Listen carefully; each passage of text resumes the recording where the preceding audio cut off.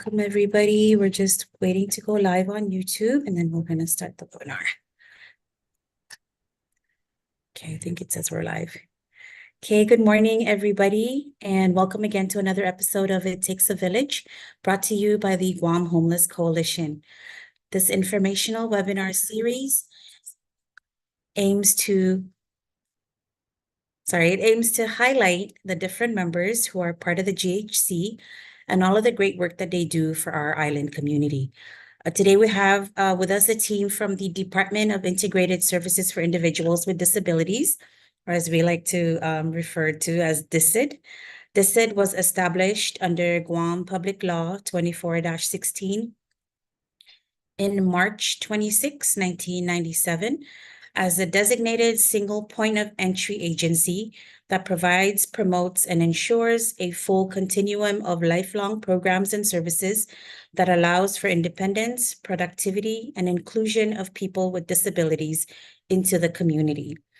So before our team from DISID starts their presentation, I just want to let everybody know if you have any questions or comments, please type them into the Q&A section if you're on the webinar, or you can type it also into the comment section of our YouTube live streaming, and then we can address it at the end of their presentation. So without further ado, Mika and the team from DISID, you have the floor.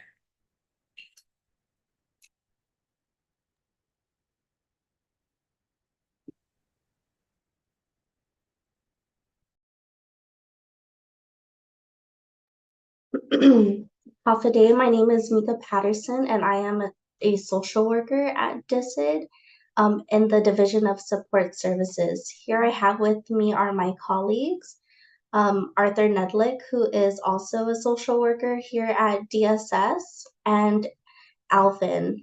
He is a vocational rehabilitation counselor at the Division of Vocational Rehabilitation. So we're going to start off with the Division of Support Services. So what Jacqueline said, we were established in March 26, 1997 under Guam Public Law 24-16. We are known for Guam's dedicated hub for individuals with disabilities, and we bridge the gap to services. And we are now headed by our director, Michelle Perez. So what we're going to go over is just our mission, the support services side for key services, and our programs. So our mission, we foster independence, productivity, and community inclusion for individuals with disabilities. We help we help individuals connect to individuals with disabilities to essential resources and services. So the services that we provide are basic, like food, housing, transportation, and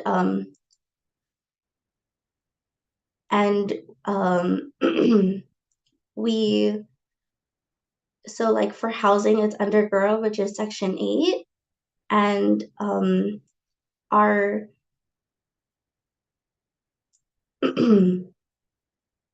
and our age, our target population for our services is 18 to 59 years old primarily, and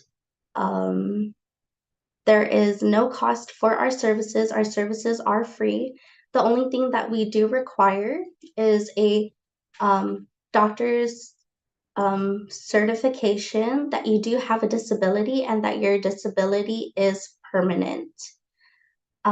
So like defining a disability to qualify for our services is having a physical disability, an intellectual, or a developmental disability.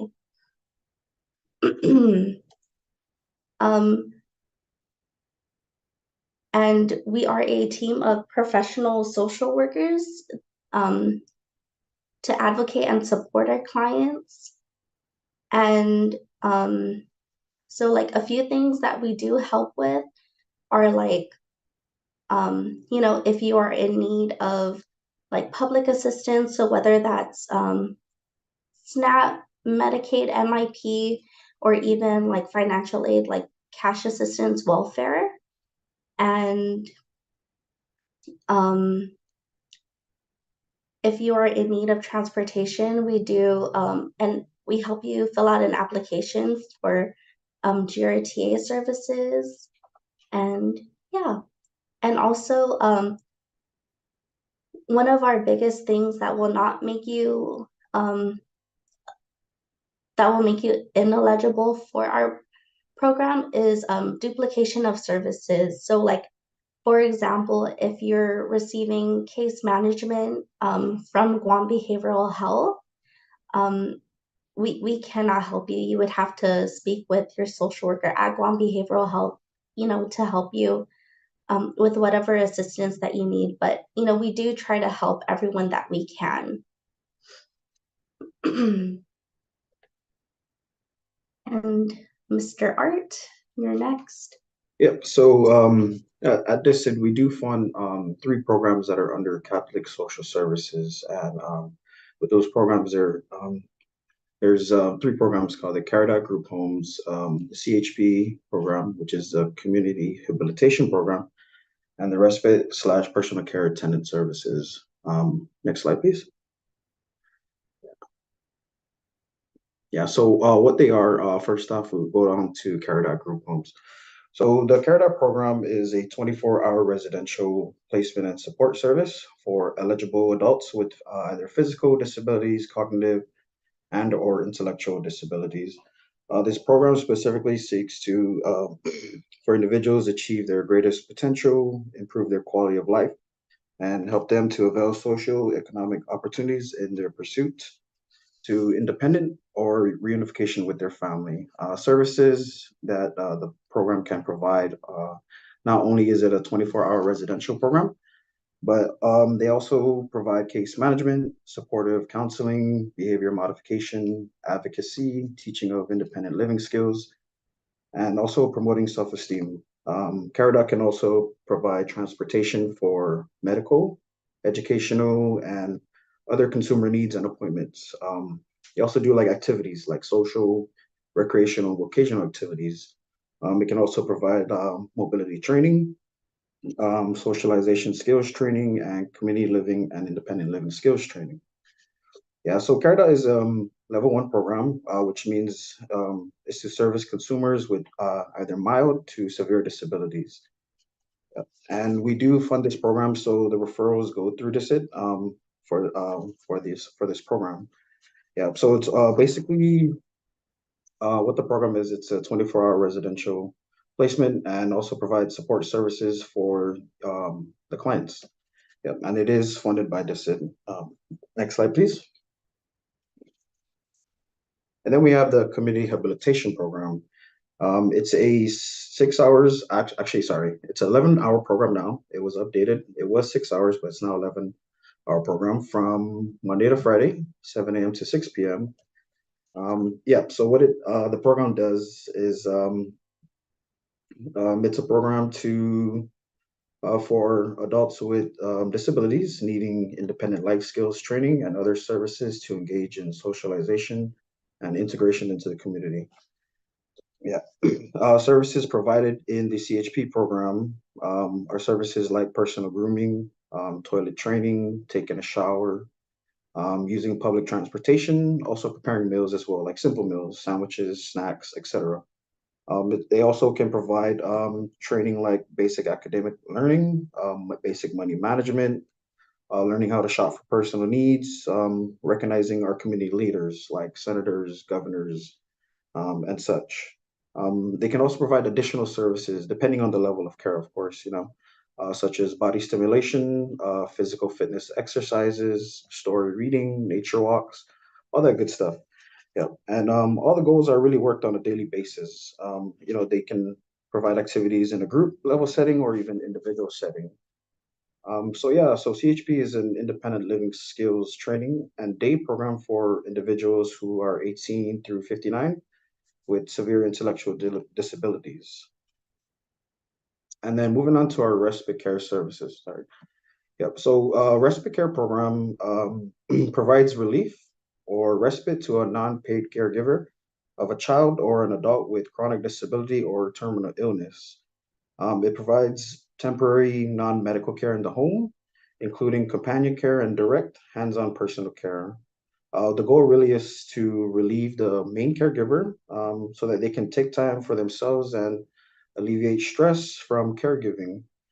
So yeah, they can also the services that are provided in this program. There's meal preparation and dining. They can provide not provide, but they can help prepare nutritious meals that meets the dietary needs of the individual, which is, of course, will be followed by proper methods and techniques of food handling and sanitation. Can also provide personal care services. Personal care services can include bathing, grooming, feeding, and other personal hygiene services.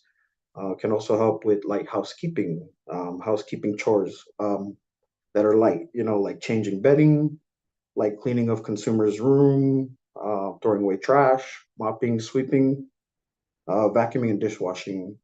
They do not include heavy housekeeping like bush cutting or anything like that.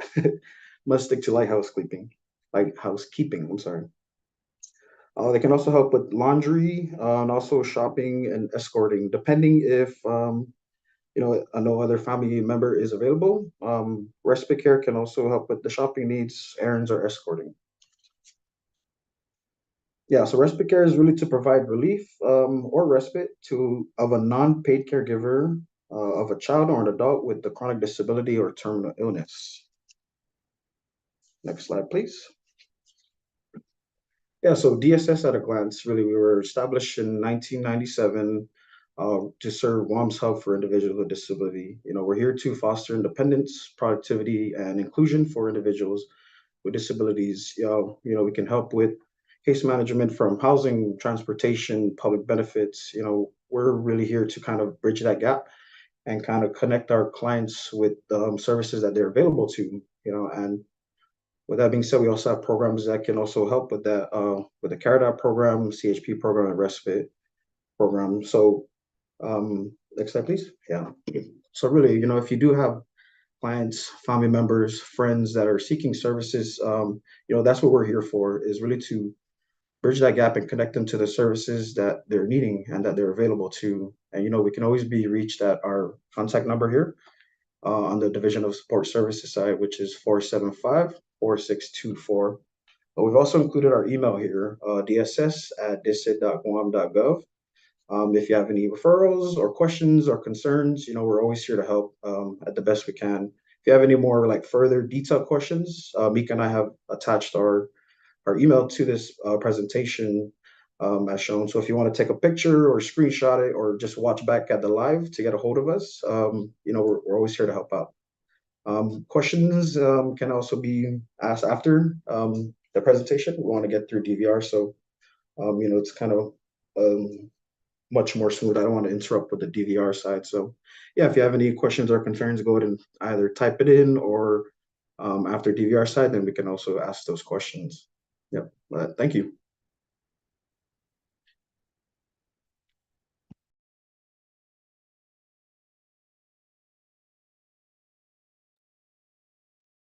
Mr. Alvin?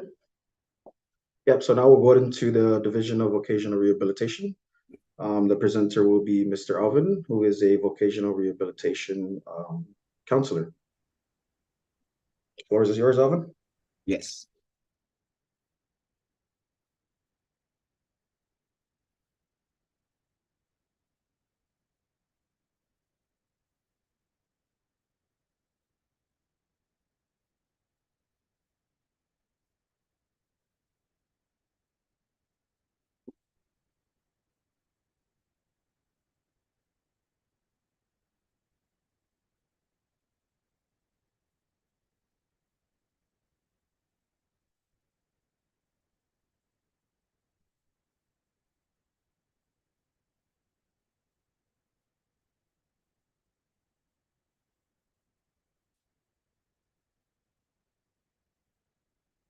Just making sure that we have our presentation prepared before I start, okay? Mhm.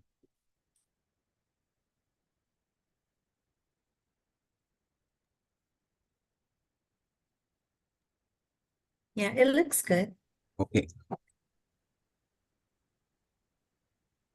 Mhm. Okay, so good morning, everyone. My name is Alvin Ancheta. I am a vocational rehabilitation counselor for the Division of Vocational Rehab. As a vocational counselor, my job is to be able to help individuals with disabilities introduce them to the program of DVR, the Division of Vocational Rehab, and inform them of what are the services that are available for under this program, which is federally funded under the VR program, which is available throughout the United States in different states. And to inform the individual of how will they be able to become eligible for services and the eligibility process of applying for the services so that you are able to become a client of the VR program.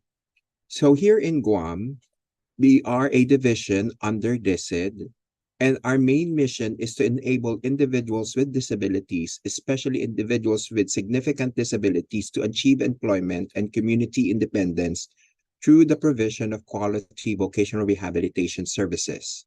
So it means that our mission is to be able to help individuals with disabilities to be able for them to achieve their employment goal. The DVR's mission is to engage individuals with disabilities and to enable them to achieve employment and community independence. So what is vocational rehabilitation?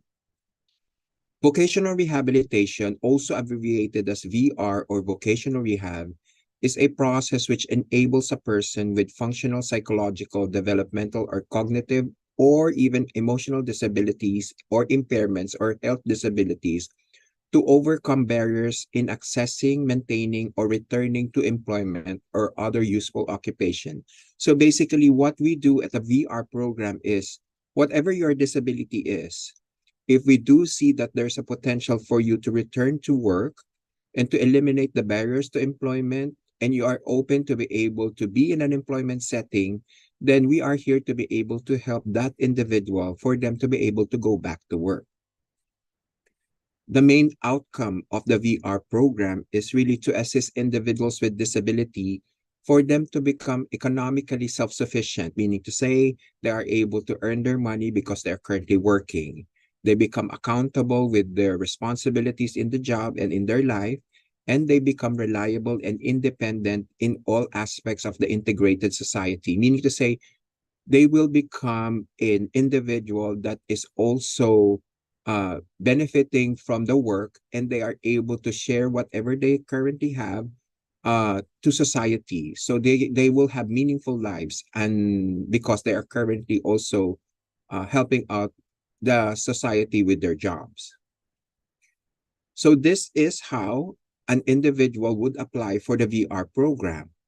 There is a process of what you call as a VR orientation, an initial interview or application, evaluation or eligibility determination. The fourth is individualized plan for employment or the IPE, VR services delivery, employment, and successful closure or vocationally rehabilitated. I will explain to you further on what these six items on the process of the VR program. The VR orientation is simply just for that person that is applying to be able to know what the program is all about. It can be a scheduled or a walk-in to attend a orientation presentation session. And also on that day is to be able for them to know and schedule the initial interview with the VR counselor. The initial interview or the application process is a process wherein the VR counselor and the potential client or the applicant is going to be interviewed to be able for us to know what is his goals, what is the potential for that client to become a VR client of the program. So the individual, if they are under 18 years old, they can bring their parents or their legal guardian to meet with the counselor. If they are already adult, then it means that there will be that person that is applying would meet with the VR counselor and discuss any of the vocational goals and what do we need during the application process. During the initial interview also, that is where they are required to bring documents such as medical or psychological records or documents pertaining to their disabling condition. A VR counselor may recommend an assessment if additional information is needed regarding the disabling condition, meaning to say, if we do see that there is a need for us to provide to do an evaluation, we will be able to do that so with regards to how we need it because of the eligibility process. We need it for purposes of eligibility. The individual or parents or legal guardian signs the application process for VR services. The initial interview is actually the one-to-one interview wherein we are able to learn more about the person that is applying for the services. And these are the three criteria of eligibility, which is the same eligibility determination for all clients that are applying for the VR program. Whether you're from here in Guam or the territories or in the mainland United States, it's the same eligibility determination. First, you must have a documented mental or physical impairment. Second, your disability must have an impediment or it affects you or there is an impediment to your planned employment.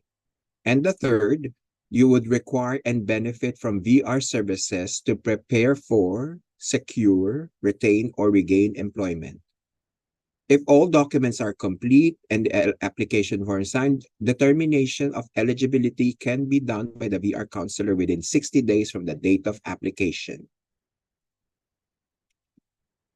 So with regards to the submission of the documents that we need, we are informing everyone that that personal information is needed in order for your VR counselor to make a determination of your eligibility. Whatever information that you have provided, documents that you provide to the agency, such information is confidential, meaning to say we don't share it automatically with anyone.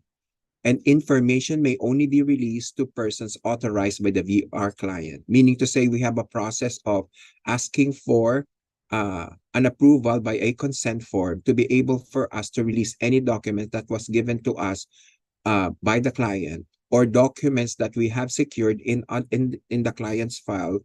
Before it's released, we need to make sure that we have informed the client that there's going to be a document that is released in his behalf. And he has to sign it and approve it first before we release it to other agencies or other persons.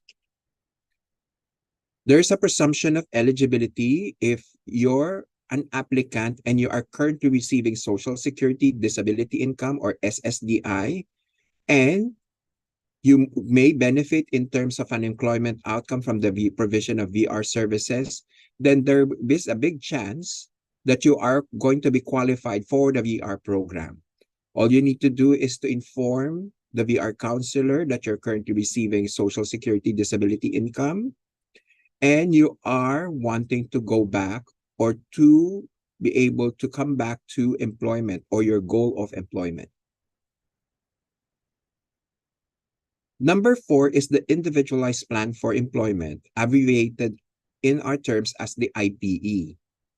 If you become a client of the VR program, meaning to say you become eligible for the VR program, you will have a meeting again with your VR counselor and you will be discussing this document and this plan. The reason why the IPE is important because this is the start of how will the VR agency provide you with the services you need in order for you to prepare you for employment. In that document, it's a black and white document that indicates the following: your employment goal, which is what is the chosen type of job that you want to pursue, what are the services that is needed in order for you to get to the employment goal that you want to do, the timelines of the services, your role as a person that has applied for the services and as an eligible client of the VR program, and me as the VR counselor that is attending to your needs in order for you to meet your employment goal. and if there are other agencies or partners, and to establish what are their roles in helping out with the employment goal. So meaning to say, with us, the main service that we provide to for clients under the VR program are employment or job related services that is related to the employment goal of the client. These are some of the samples of services that we provide: assessments and evaluation, career counseling and guidance, interpreter services for deaf and hard of hearing clients, job placement. It can be job coaching, on the job training and supportive employment, maintenance, information and referral for other agencies or other services that you might need, assistive technology, which is going to be used for work, training services, which can be vocational training, on the job training, or educational training to be able for you to meet the requirements of the job. Physical restoration, an example of which is prosthesis management, personal assistance, transportation, and VR services delivered as part of the IPE. Meaning to say, because your employment goal is individualized, so it means to say that some of the services here can also be individualized, and they must be indicated in the IPE for us to be able to deliver that service. Number 6 is the successful case closure. If you already have met all of the goals and the intermediate objectives of your IPE, and you have been working for for at least 90 days of employment. When we mean by employment, it means that you already have been trained with the job, you are independent, you are able to meet the responsibilities of your job, and you are already earning or you are receiving a salary. Then we will be discussing successful case closure. The VR program is not a lifelong service provider. We have an end goal because after 90 days, if you're already working, we have to make sure that your case can be closed as a successful closure. And the provision of VR services is consistent with the VR client's strengths, interests, and informed choice. Meaning to say, you are informed that you already have met all of the requirements that is indicated in the IPE. Your interest in what job that you're doing, you're able to do it, and you have agreed and you were informed of the closure of the case. The employment goal of the IPE is achieved. You were already employed and earning a living for at least 90 days or more, and you as the client and the VR counselor agrees to the case closure. If you are in need of advocacy and to inform or to assist you with the decisions that you're going to make during the VR program, there is another agency that works hand in hand with the VR program. This is the Client Assistance Program. Edmund Cruz is the CAP advocate, and if you want, you can request for a brochure or information of how will you be able to contact the Client Assistance Program. Rights and responsibilities as a client. No individual seeking vocational rehabilitation will be subjected to discrimination on the grounds of national origin, color, creed, and sex or disability. When you're accepting services, you also accept responsibilities, meaning to say this is a two-way street.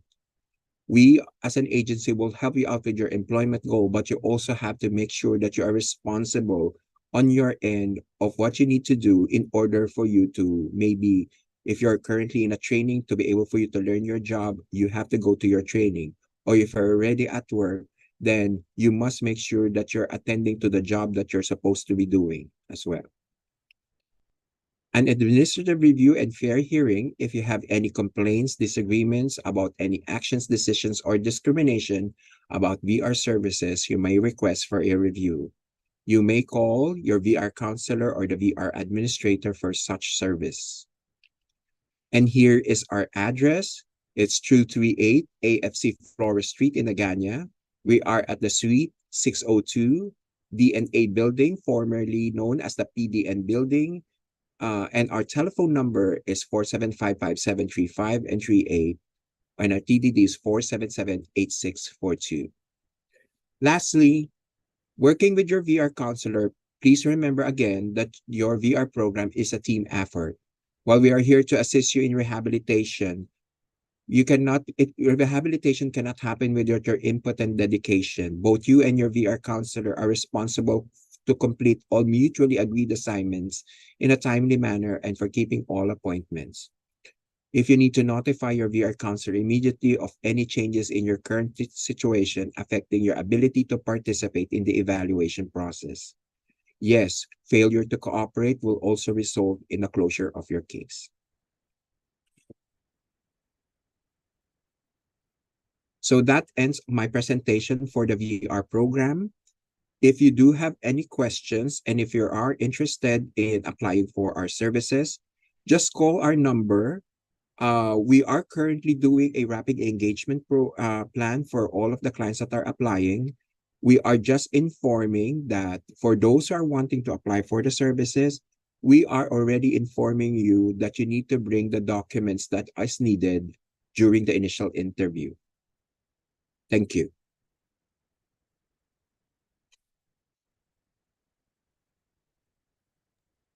Thank you, Alvin and Mika and Arthur for presenting. At this time, was there any other presenters? Or was that the end of our presentation for DISID? No, That that should was conclude our it. presentation. Well, there are questions here that are currently in the chat room. Oh, Yes, I can read them out. I know you guys answered some of them. You've typed out some of the answers to 4 questions that we had. But there are some still pending. So I'm gonna, if that's okay with you guys, I'll go ahead and read it out. The first one is, do you help clients obtain medical records verifying their disabling condition for those who can't get them independently?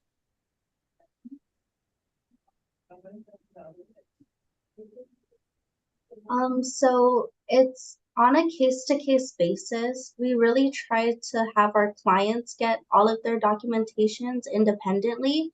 But for example, like if they're bedbound, have no transportation, no familial support, then that's when the social worker will step in and try to help them obtain those documents. And it's the same thing with us. If we do see on a case-to-case basis that there is a need for us to be able to retrieve the document, we are the ones who request for the documents. We have to just make sure that the client or the potential applicant will sign a consent form so that they can ask for the document that is needed. Although although that sometimes is going to be a challenge, but we do have that process also in place. Great, thank you. Thank you guys for answering that question. Our next one asks, does an IEP suffice as records and/or documents to verify disabling condition?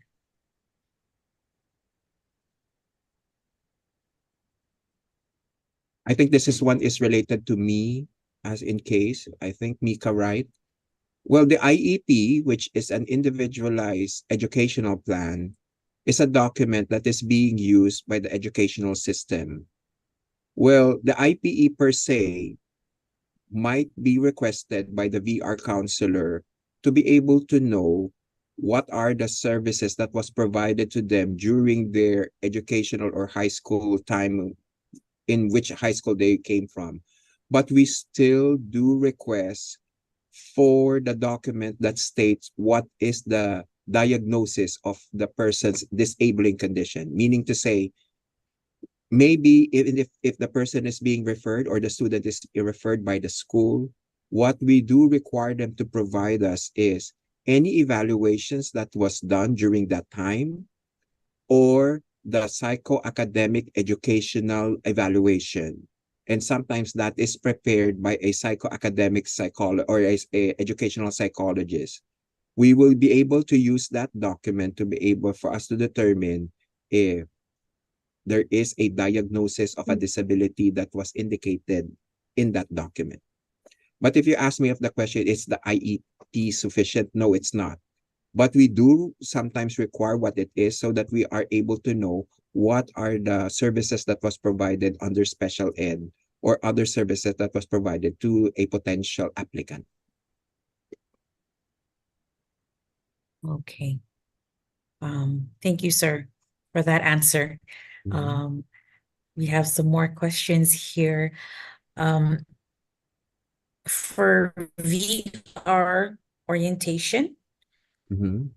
you might have gone over this, but is there a checklist of documents that they need to bring for the orientation? Yes, we do have a checklist of documents that is needed to be provided during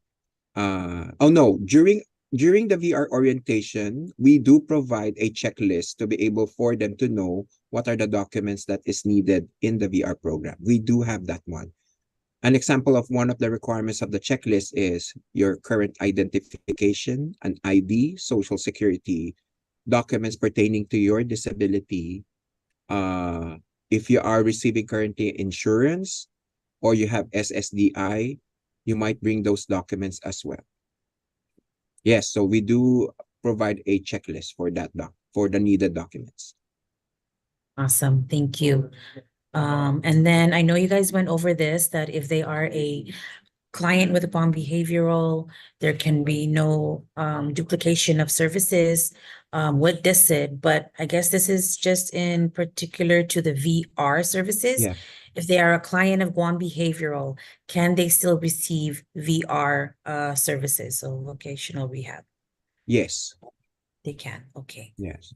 For as long as they have met the eligibility requirements that the VR program does, even though they are a client with a behavioral disability and they still are wanting to work and they met all of the criteria of eligibility, they can still receive services from the VR program. Awesome, thank you again. And then our next question, one of our viewers would like to know if you could provide how many successful and unsuccessful case closures there are into 2023, or even like a ballpark or estimate, if you guys have that information. Well, the data for 2023 is not yet finished because we're still in the December time. Maybe that one can be answered already, maybe on the first quarter of 2024. But we do have our successful closures and we do have some unsuccessful case closures, and there are specific reasons why they became successful and unsuccessful. So, with regards to the unsuccessful cases, they are also informed that if they are closed as a case in DVR, they can still reapply for services as well. They can reapply for that service if needed. Thank you so much for that, Mr. Alvin and Mika and Arthur. Thank you guys again so much for doing this presentation and taking the time to be with us today. We don't have any more questions in the Q&A that I can see, and I don't see anything on our YouTube live as far as comments or questions either. Before we end, is there any last things you guys would like to share?